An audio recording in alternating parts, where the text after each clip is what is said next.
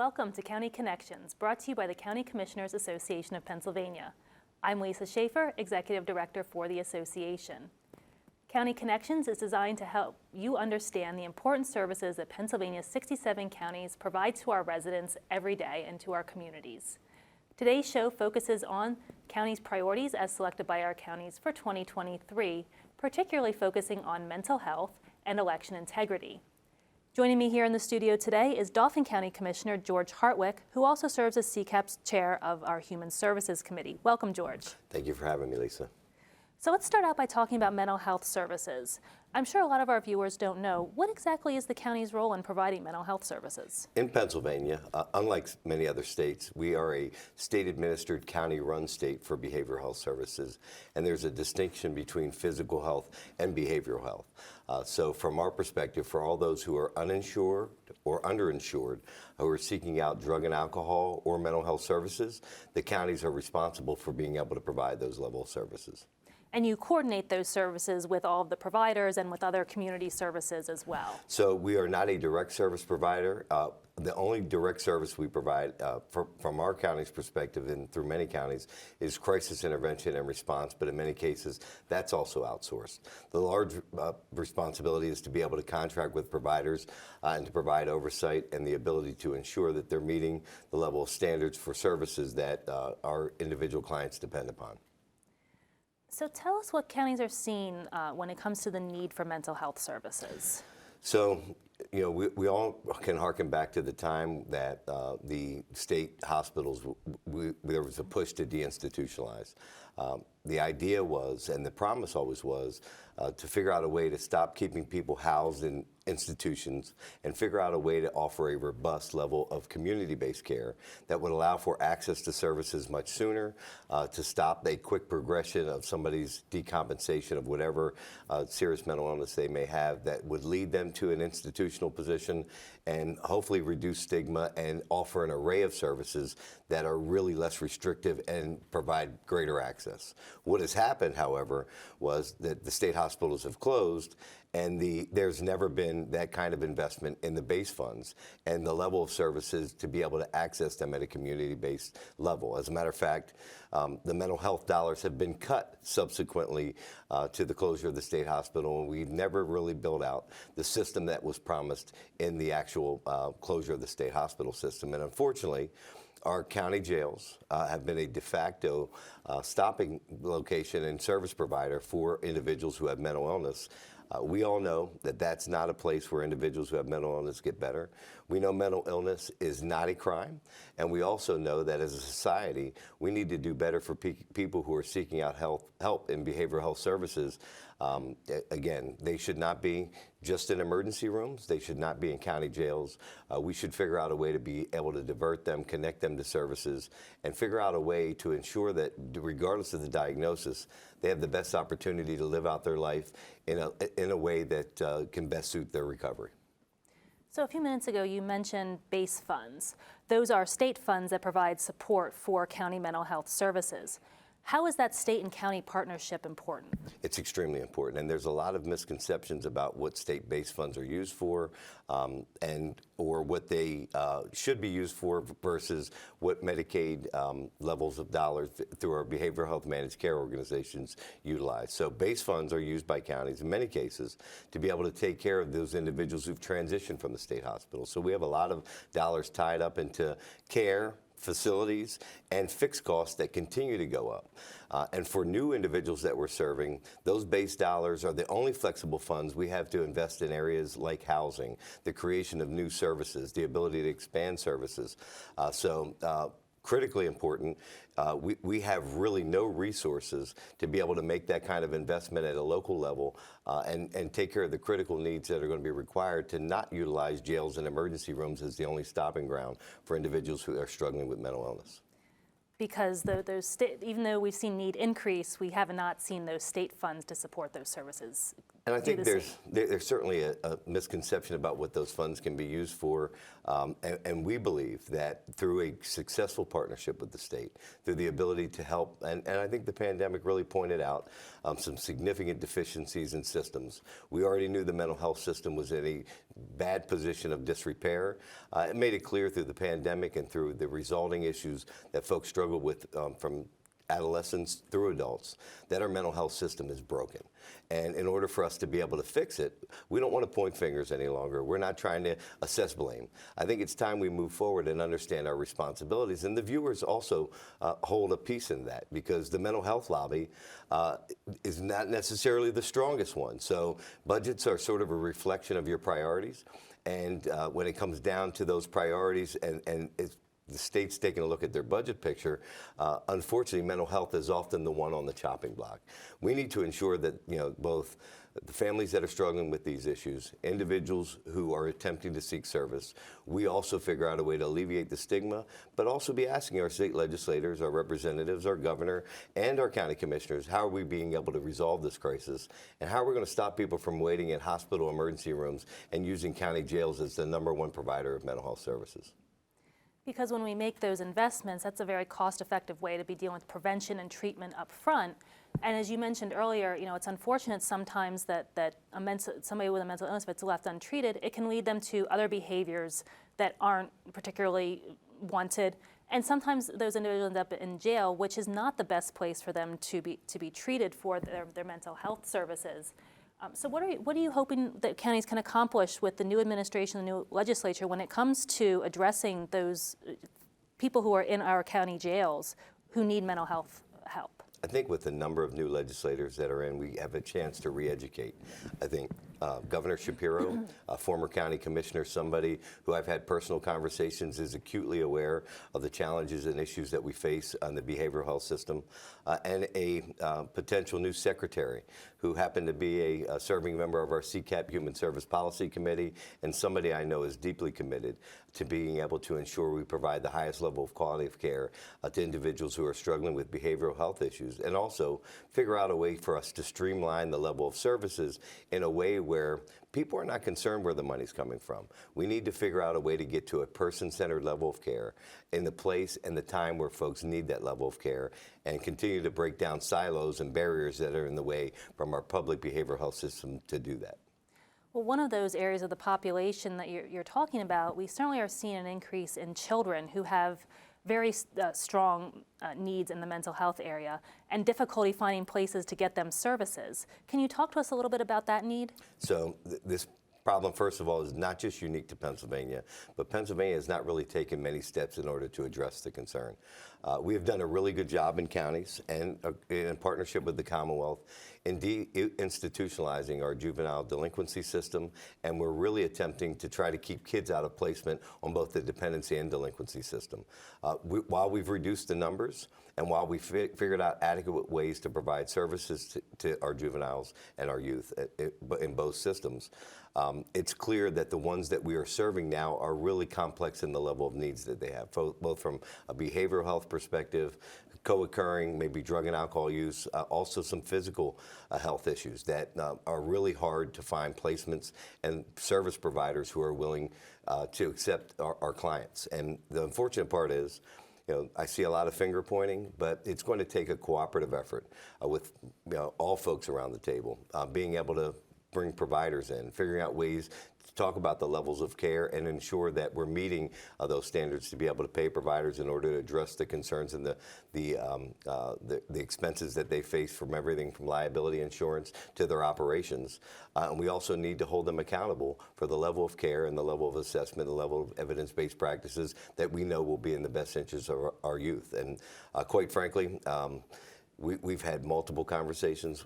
I know I have had them with the governor. I know I've had them with hopefully our future secretary. And other states are planning to sue the state government in order to get action on this issue. I feel confident that the way that we can solve problems is by having the right people around the table. And I know counties are going to be an essential part to being able to resolve this issue and really reform and improve and solve these issues, particularly when it comes to access to behavioral health services. Well, as we conclude our discussion here, we've talked about a lot of things, funding, different practices that we can put in place, partnerships that are needed. What happens if these issues with mental health aren't addressed? You will see, in my opinion, a failure to individuals who are struggling with diseases of the brain. And quite frankly, I don't know why that should be treated any differently than individuals who have physical ailments. And quite frankly, without the level of understanding and level of service care, the ability to serve folks in a culturally competent way, and the ability for us to step up and provide services, folks' quality of life will never reach their full potential and oftentimes find themselves in positions that are not going to allow them to have the right level of quality of life. I mean, this is truly a life and death and a quality of life situation, and without it being addressed, we'll never realize the full potential of individuals in this state. Any final messages for our viewers on this issue? Yeah, I think, when we talk about reducing stigma and we talk about what we can do as individuals to help, around your dinner table, instead of talking about someone who may be struggling with a drug and alcohol addiction or a behavioral health issue, why don't we as a community reach out to the parents and see what they can do to help support them? Instead of figuring out a way to talk negatively about things you may not understand, take some time to research issues and figure out ways you can help connect people to services and help. And ultimately in the county, we want to figure out a way in counties across the Commonwealth to be able to serve our residents and offer a level of hope and services that are going to aid individuals to living the best quality of life. We want to be here to serve you, but we can't do it alone. Government's never going to solve this problem. And as constituents become more engaged and more involved and a part of the solution, I think we'll be moving in the right direction to trying to resolve the issue. Well, we've been talking here with Dauphin County Commissioner George Hartwick, CCAP's Human Services Policy Committee Chair. Thank you, George, for taking this time for this informative discussion on how we can best address county's mental health priority. We'll go to a short break, and when we return, we'll continue our discussion on county's priorities with a discussion on election integrity. PCN offers Pennsylvania organizations, business, and associations the opportunity to have their message telecast statewide. Fusion on PCN is a platform for you to reach out to all of Pennsylvania using our statewide cable network and online streaming. You produce the content with your message, and PCN delivers it statewide. Fusion is a partnership that helps expand your reach and meet objectives through an alliance with PCN. Go to pcntv.com/fusion for more information.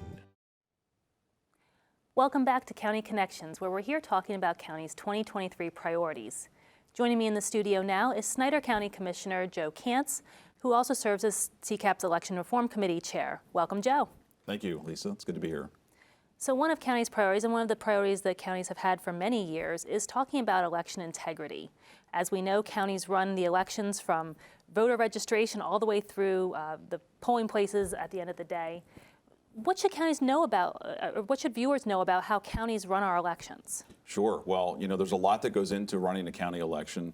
As you said, we've got, I think a lot of people think that, elections is a 2-day-a-year job, but it's really so much more than that. So it is literally months and months of preparation to get ready for that election. And then, of course, since the onset of the mail-in ballot, it's gotten much, much more challenging because now there's so much more work ahead of time to prepare for the election. It's not just getting the poll workers, getting the polls set up, having all the lease arrangements for the locations, for polling locations. But now on top of that all, it's including and increasing the workload for our workers at the elections office to have all of the goes around mail-in ballots, which is quite a bit more. So with all that counties have to do to run elections, how are they able to what's their performance like? How are our elections performing? I mean, it is really challenging, and I'd say this. I mean, I've been involved as a county commissioner now for 15 years, and the election staffs that I've met at every single county, I've been involved in election reforms statewide, so I've gotten to meet so many elections directors across the state. There's not a single one of them that I haven't met that is not truly passionate about running their election. There's not a single election worker that I know of that wants to wake up the next morning after the election and see their their face on the front page of the paper because of something they did wrong. They all want to do the right thing, and they want to do it the right way so that there aren't mistakes. And I mean, literally, they bend over backwards every election to make sure that the job gets done. They stay late at night. They spend time away from their families when they really should be at home to make sure that everything gets done because they are passionate about providing a safe and a secure election. So even though counties are confident that our elections are secure, they're accurate, they're fair, we know that there are some changes to the state laws that could help counties with this responsibility. So what are some of the outstanding issues counties are facing that make election integrity a priority for counties here in 2023? Sure. Well, you know, the way the law was written, and I want to give credit to where credit is due. I mean, we went almost 80 years, or about 80 years, without any substantive changes or comprehensive changes to the election law. So, you know, there was a lot to do in a short amount of time to catch up with some things that maybe weren't even around anymore. So there was a lot to do, and I think that sometimes when you try and take a big bite out of something, you might get a few seeds. So I think we've gotten a few seeds in the way the laws were written for Act 77 and since then. So I think there's a few things that we need to go in and microscopically, like a surgeon, cut out and fix so that the whole thing works very well together. Some ambiguities in the law, such as, you know, there are gray areas in the law so that counties may not have a very clear, concise direction. One example would be drop boxes. I know that's a hot topic statewide. Some counties choose to use drop boxes. Some counties choose not to use drop boxes. So, you know, if a lawsuit comes about because a county's not using them, but other counties are, which is right? We really don't know. We don't have clear, defined direction. Some counties in this last election became a hot topic, and the courts had to get involved. You know, should counties count a ballot that has a date on the outside of the envelope, or should they not? Some did, some didn't. Until the courts intervened, there wasn't clear direction, and the law was not necessarily specific enough so that counties know how to handle those situations. And, you know, anytime there's uncertainty, that creates a certain level of stress on our elections workers, and I dare say the commissioners too, because we want to do things consistently. You should, if you live in Montgomery County and you move to Snyder County, you should expect that the process is the same. So like you said, election staff, commissioners all want the elections to run fairly, securely, accurately, and everyone, nobody wants to make a mistake, and everyone's doing the best they can with the law the way it's written, but there are certainly some things that we could do to make sure that responsibility can be carried out even better. Sure. I mean, there definitely are some things that I think would be helpful in, again, like a surgeon going in and just pinpointing some problem areas and making them a little bit better. One of the things that we've talked about for a couple of years now is the ability to pre-canvass. I know that's a term that is not used in every state and not everyone knows what that means, but let's say, for example, what is pre-canvassing? I think that's a safe place to start. You know, pre-canvassing is the taking of the mail-in ballot that comes back to the county in the envelope. So there's two envelopes. There's the outer envelope and the secrecy envelope. And not to get too specific, but when we pull that envelope out of the ballot, in order for the ballot to fit into the envelope, a ballot has to be folded two different ways to make it fit. So you can imagine now we're going to run that ballot when the time comes after the election is over. We're going to run that ballot through a scanning device. We've got to make sure that it's flat. So it's going to take me a while to take that apart, fold it again, and then make sure that it's flat enough that it's going to run through the equipment. So that takes a good bit of time, and that is all manual labor that has to go into making that ballot flat and accurate so it can be scanned appropriately, and hopefully, you know, then it's going to go through the way it needs to. So that's one thing, pre-canvassing, giving counties more time. Right now, the law does not allow us to pre-canvass until 7 a.m. the morning of Election Day. So if you're a larger county and you have hundreds of thousands of mail-in ballots that have come back, by law, we are not allowed to open those envelopes and take those ballots out to begin the process to backfold and do all of that until 7 a.m. Let's say you have 200,000 ballots to do. You do the math. It's going to take some time, and it's not just that. Even the smaller counties that even have time to get it done in 3 or 4 hours, there are other things on Election Day that we need to do and need our focus. If a problem comes up at a polling place, everything goes out the window. Now it's fix that problem. So allowing us time beforehand to do that is going to make things much, much better. And hopefully the outcome of that would be that when election night is over, we have results. We don't have to wait 3 or 4 or 5 days to see who won the race. And to be clear, if you were able to pre-canvass these ballots before Election Day, you're still talking that results would only be available after the polls close on election night. Correct. That's correct. So one of the other items in, I think, the election integrity priority is looking to move back the application deadline for Yes. mail-in ballots. Why is that important for counties and voters? Sure. So if essentially right now counties are executing 3 different types of elections at the same time. We're doing the mail-in and absentee ballots, up until the time they're allowed to come back. And then we do in-person voting sort of at the county elections office. So those folks that come in too late, they don't trust the mail service to get their ballot back in time, they can actually vote right in person, right there at the desk or in a separate room that's saved for them. And then, of course, on election day, we have the work that goes into the polling places for the in-person vote. All of that happens within 2 weeks of time. And if we could move that deadline for the applications and ballots to come back, to 15 days, that would take our focus off of that subject because now it's done. We can sort of put that aside until election day after we're starting with the polls, and we can focus on everything that needs to happen in those last 2 weeks to be ready for that in-person election. Because it's like anybody else. The more things you have taking your attention, you're going to forget or possibly miss something. It's better to get that backed up. Let us focus on that for a month ahead of time, get it done, then focus on everything else that happens those last 2 weeks. And for voters who, we've all seen some of the delays and the time that it takes with the Postal Service to get things back and forth, I'm sure that would give them a little bit more confidence that when they apply for that ballot, the county's going to be able to process it. They're going to be able to have time to get that ballot and be able to get it back in the mail the way it was intended. Absolutely. I don't know a single person that hasn't, even in the last couple of years, received your light bill or a credit card bill, and it came when it was already past due. I love our postal workers. We've got some great dedicated public servants that work in those fields. But it's just the sheer volume and lack of workers like everybody else is facing that has, I believe, probably caused this problem.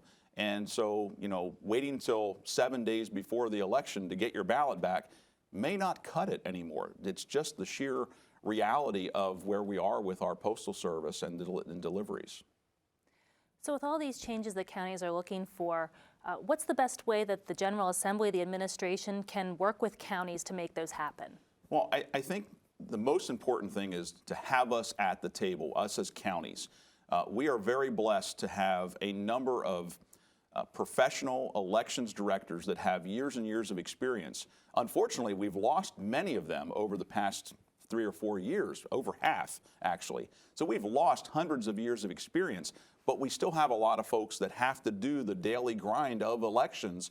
They should be at the table. I mean, how many people go out and buy a car without test driving it? So when we're crafting these laws, we should have someone at the table who knows what the end result is going to be as they read through that legislation that's proposed. Okay, well, if we do X, what does Y turn into? We need an elections director and county commissioners to sit at that during those sessions and say, there might be a problem with this part of the law. We need to fix this before it becomes law.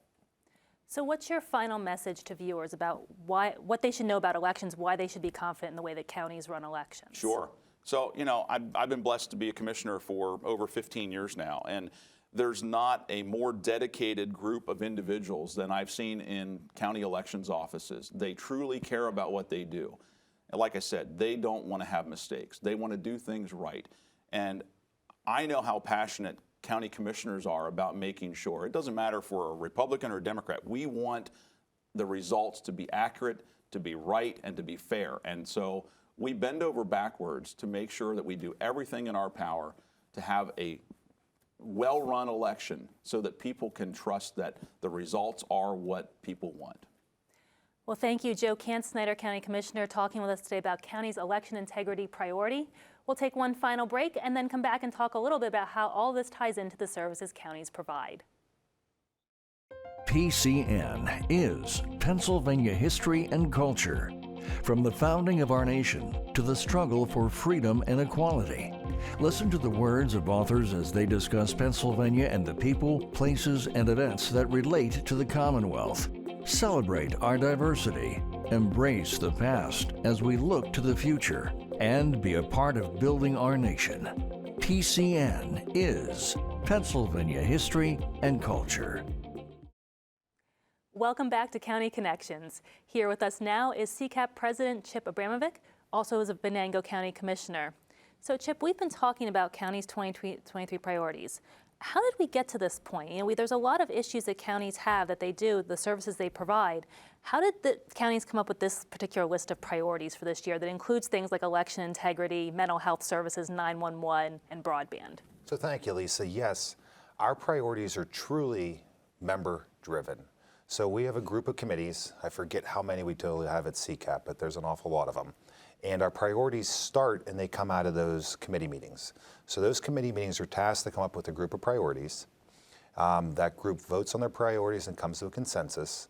Then they take those priorities to the resolutions committee, which that committee goes through all the priorities and sees where they're at. And then from there, they go to the full entire membership. I'll list the priorities, whatever length that may be, for the membership to vote on. And from the membership's vote, that's how we come with our priorities, and priorities from 1 to 6 on those. So, and that's an annual process? That's an annual process which starts right around the beginning of the year through our committee meetings and goes until fall when we fully vote on them. And then from there we come out like we did recently with our list of priorities. So truly membership driven. And a bipartisan membership representing all 67 counties that vote on these matters.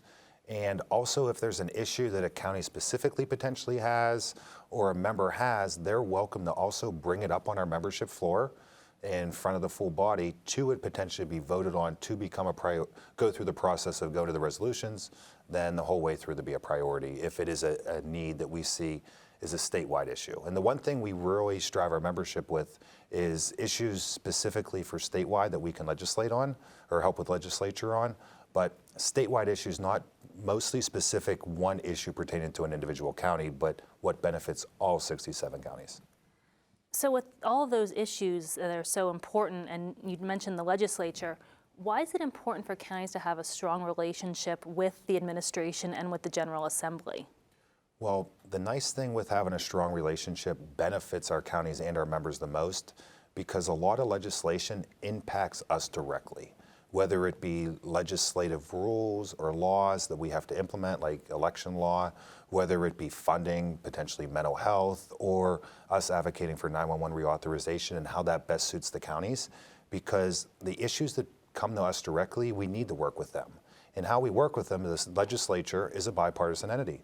Our membership is a bipartisan entity. So us working closely with the legislature is key to help us survive and move our counties forward, but also with the new administration. He might have opportunities that he wants to see enacted in his term as governor, but also those might align with us. So how can we all work together to move all of our residents forward, but also we were elected to serve them.